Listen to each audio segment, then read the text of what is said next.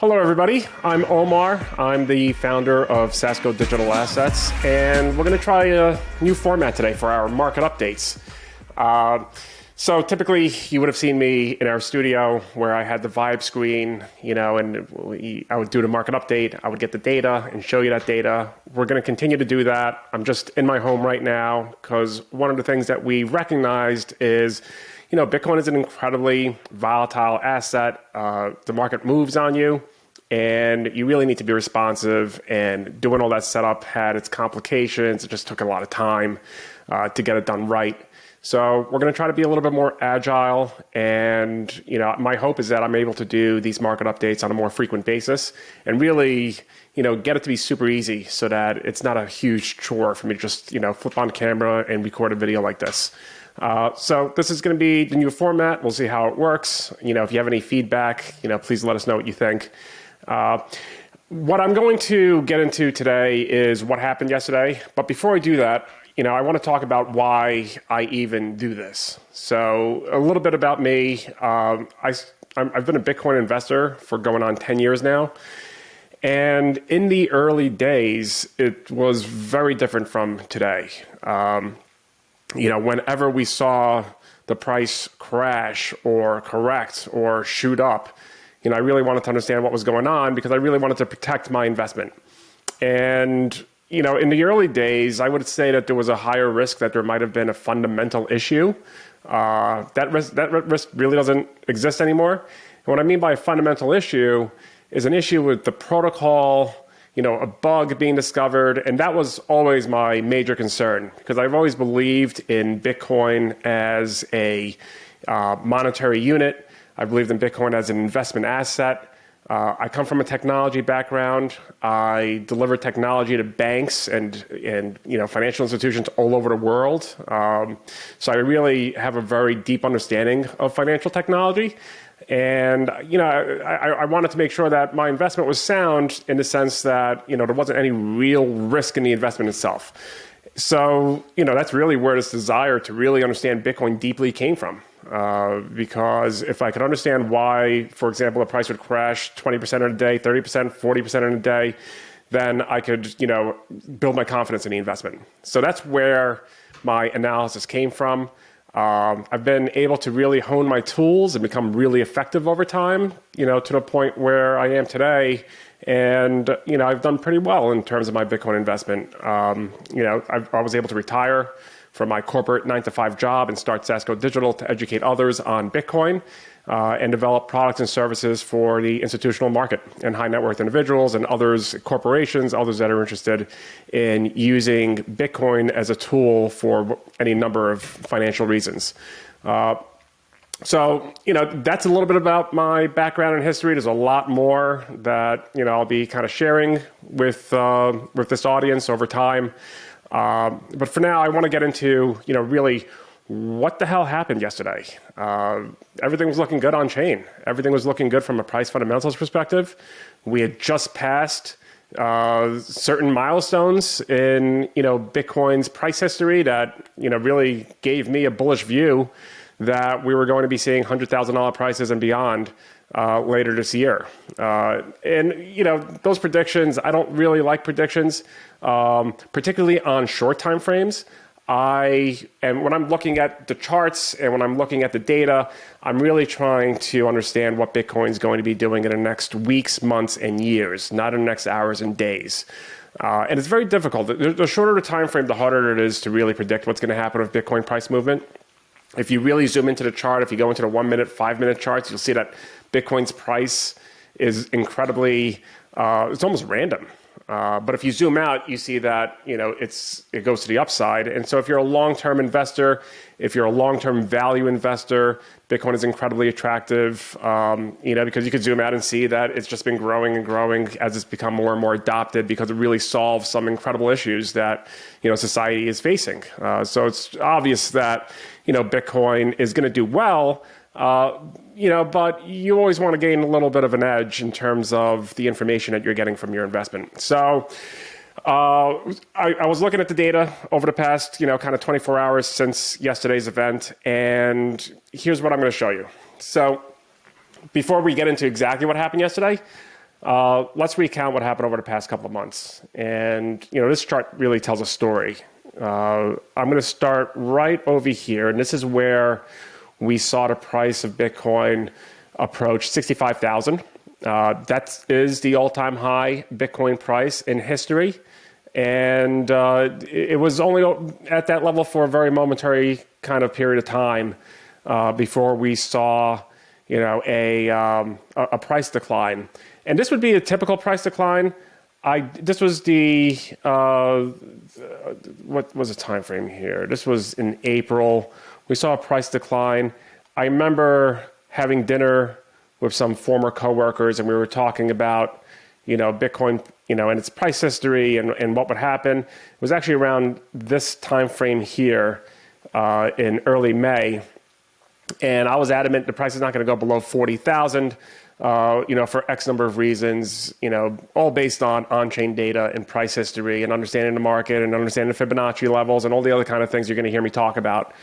And so we come to May 19th, and here we have the day where, Bitcoin went down below what was serving as support, which was right here, the 40,000 level.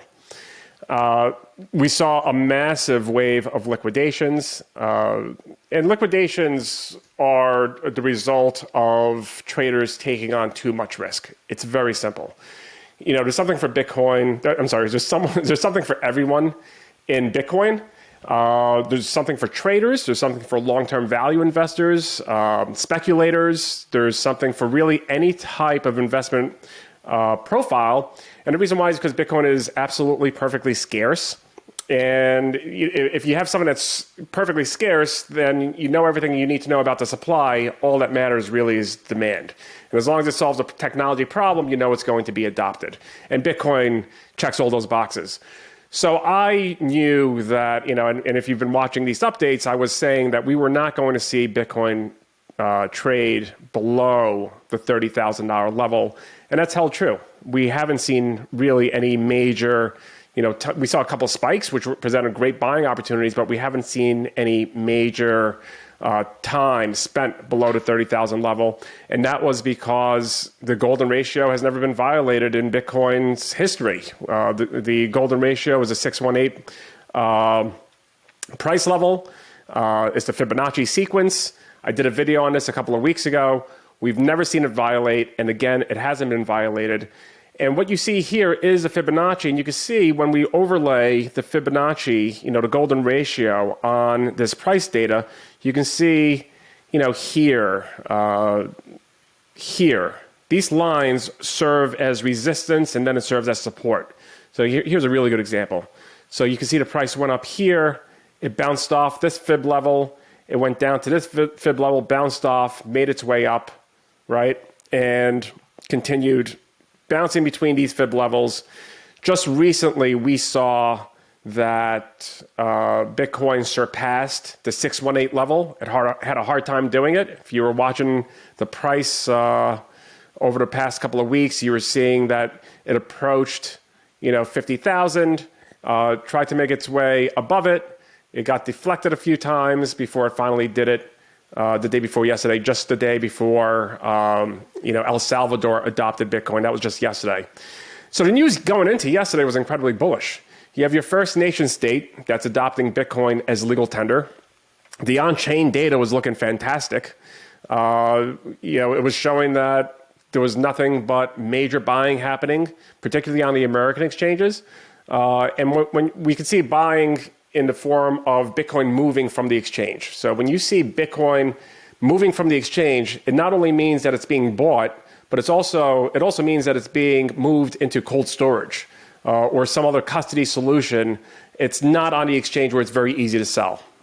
So that's a very important metric, and that's something that I really pay close attention to, because the more people that are taking their Bitcoin off the exchanges, it just raises the level of supply of Bitcoin that can't be sold quickly, and if it can't be sold quickly, then it has a higher propensity to be held, and that's an attribute of that type of Bitcoin that's incredibly bullish, because the more of that you have, the less supply to be sold. All you need is a little bit of demand to come up, and the price will go up. So a really important metric, and I'm going to show you some of the metrics that I'm talking about.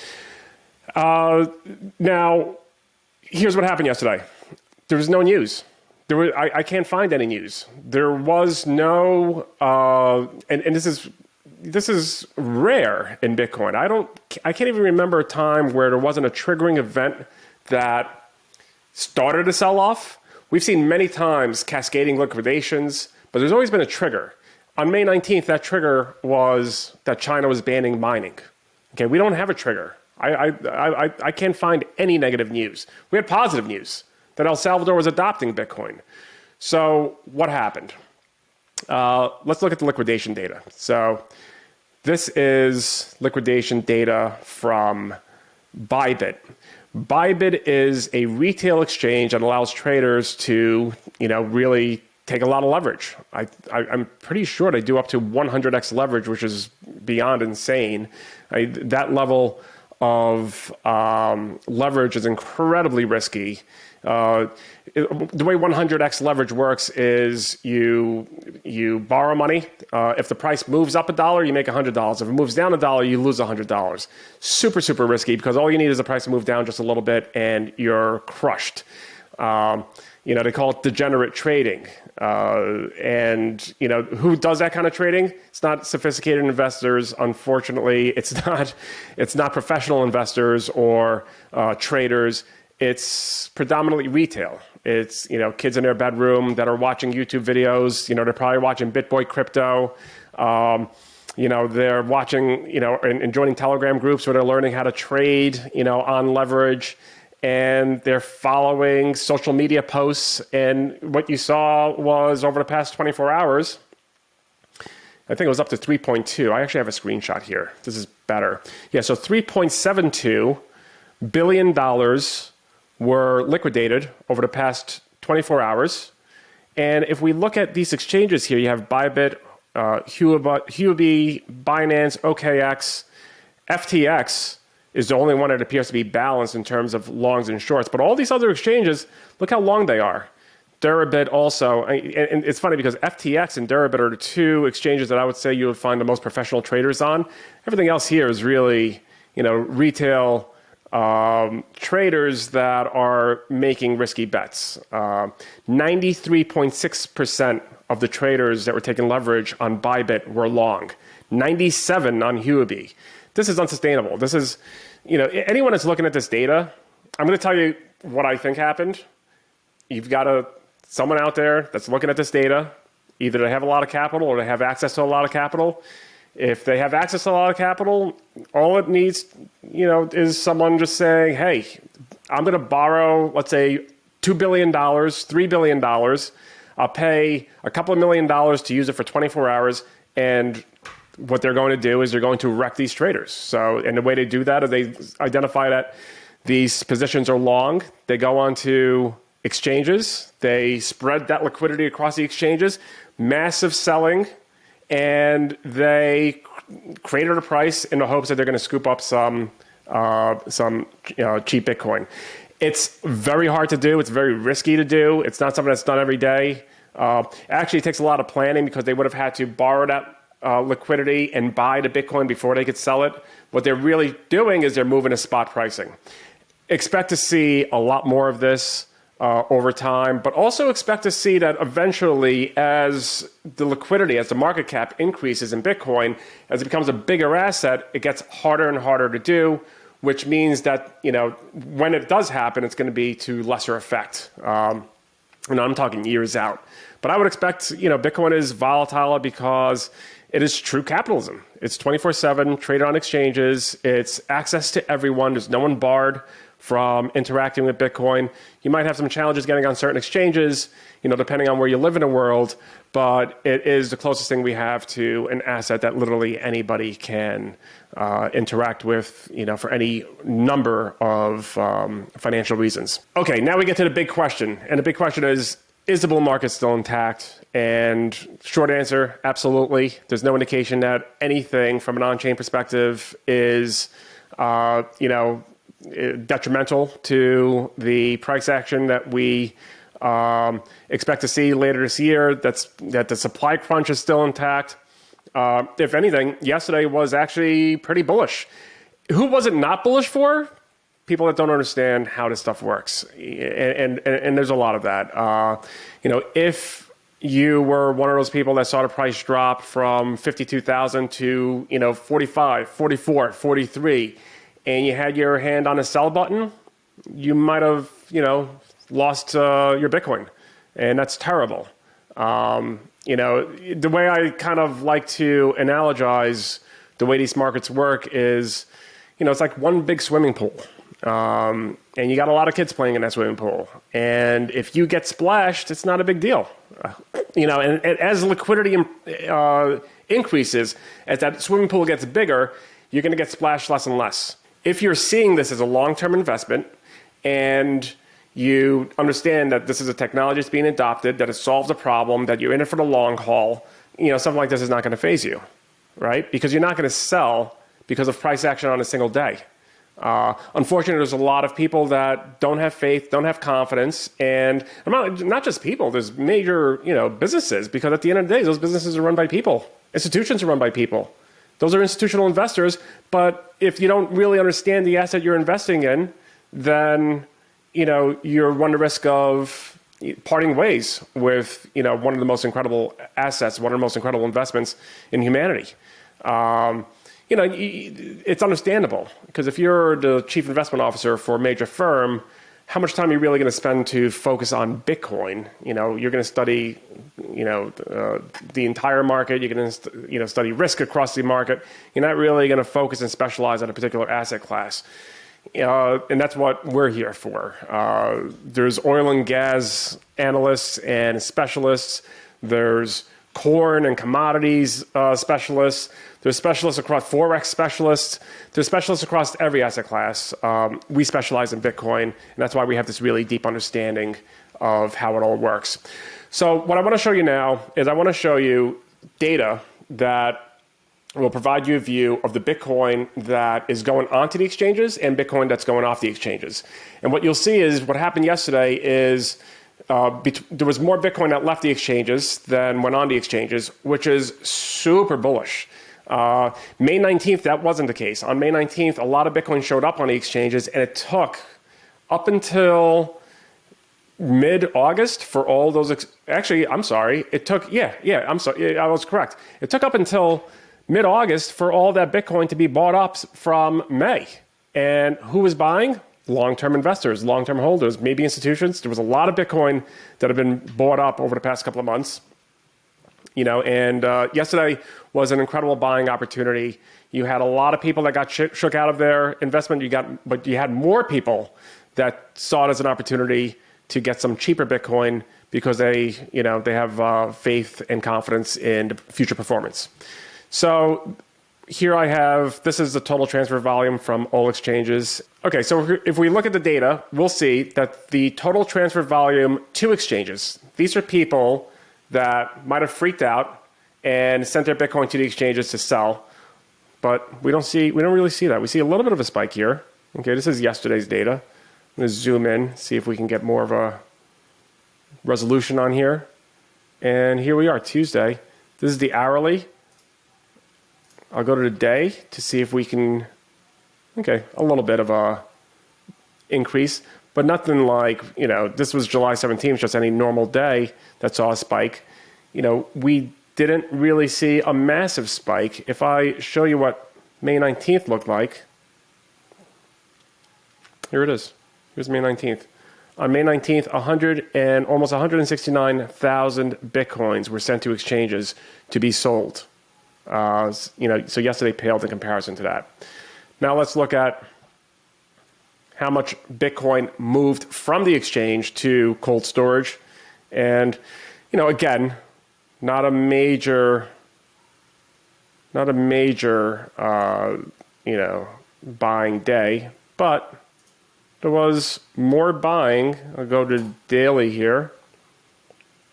There was more buying and long-term storage of Bitcoin yesterday than a typical day. A little bit above average, I would say. Okay. And May 19th again here was, another big day, but you saw that there was less Bitcoin in 155,000 that were bought and transferred to cold storage than Bitcoin that was taken out of cold storage or some other kind of custodial solution and moved on to the exchanges to sell. Another way to look at it is this graph here. Green is Bitcoin that's moving onto the exchanges. Red is Bitcoin that's moving off the exchanges. You see a massive spike here. This was July 28th, 60,000 Bitcoins. That must have been an institutional buyer, some massive buyer that purchased a lot of Bitcoin and moved it off an exchange. You see a spike here when Bitcoins were brought onto the exchanges. This is the net difference of the Bitcoin that was moved off on May 19th. So you see that spike there. That was a net inflow day where there were more Bitcoins on the exchange, but yesterday there was more Bitcoins that were moved off the exchange. So again, really bullish. If you can get past what's happening with the price and you're just looking at it as a long-term investment, again, you're not going to be affected by, these fluctuations in the price. You just got to keep a level head. It comes with experience. It really does. And it comes from looking at the data and really understanding, what's happening under the covers. One last thing I want to show you is, this is a little bit of anecdotal data here. This wallet is a wallet of interest. This is a wallet that has, it's up to a total of 108,000 Bitcoins, which is incredible. The behavior of this wallet, it's a wallet that I keep an eye on. The behavior of this wallet is that it started buying in 2019. It rarely ever moves Bitcoin out. It's usually adding Bitcoin. And what happened yesterday? This is a big trader. It could be an institutional trader. This could be, there was a couple of American institutional traders right now that are operating very quietly, and it could be one of them. But if you look here, yesterday, they bought the dip. They took advantage. They saw that they got a little bit of a discount on Bitcoin yesterday as compared to just that morning, 52,000 in the morning. I don't know what they bought this Bitcoin at, what level they bought this Bitcoin at, but there's a very high degree of confidence that they got a very good deal on this. And so they took advantage of that, and they bought $22 million worth at the current price, 490 Bitcoins. So what does this all mean? Again, if you are buying and holding for the long term, you want to understand how this stuff works so that you can have further confidence in your investment. You don't want to sell early. This is not financial advice. If you have a need and you want to sell early for the right reasons, absolutely, go ahead and do it.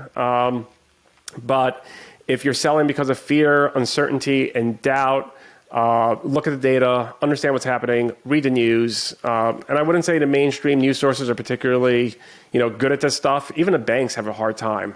I see things that come out from Goldman, from JPMC, and you wonder. Just this morning, a bank said that Ethereum could go up to $30,000 based on some analytics, but they don't disclose how. Push people. People that say that Bitcoin's going to go down to 20, push them, ask them why, how. And chances are they're not looking at on-chain. Chances are they don't know as much about Bitcoin as they think they do. Bitcoin is highly behavioral capitalism. And if you understand behavior, if you understand Austrian economics, if you understand, the impact that human action can have on, any number of investment vehicles, then you are starting to scratch the surface of understanding Bitcoin, and that's really important. It's really important that you educate yourself on, how Bitcoin works. This is way more advanced than I think most people need to be, but that's why we're doing this. That's why we're doing this video. So I hope you enjoyed this. And, if you have any questions, if you have any concerns, if you're already invested in Bitcoin, if you're thinking about investing in Bitcoin, we want you to contact us. We're here to help you. Okay? Be well, everyone.